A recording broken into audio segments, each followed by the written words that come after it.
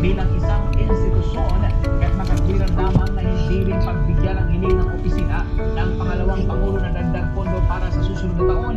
Sa katunayan, mabait na ang House of Representatives ang opisina. Ano ang paliwanag ni Representative De Lima? Doon po sa committee level, ay nung una hindi rin po siya What's that wrong? You want me to grow? yung budget ng plenary, You want me to grow shopping mall?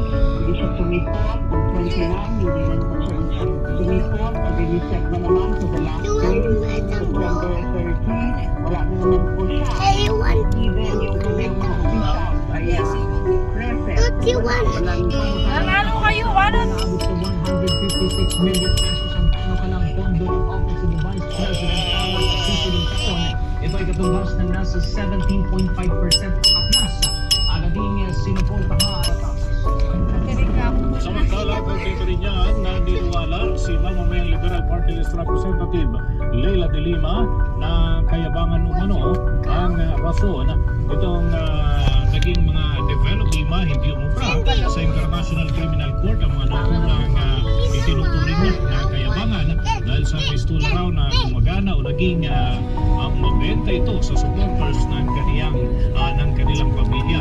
Nanindigan ang pagkakang pagbabakas ng International Criminal Court ay batay lamang sa kanilang nag-ebidensya at hindi nagpapapekto sa aksyon. Wala na pala ni Macdo. 10:30. Ang mali, kaya lele lang. Harap ni Saint Louis. Wala. Ayaw mo na dito niya. Wala yung ano yung Oh! Sir. Kaya ba, may nalakad na lang naman. Ay, Jollibee Camp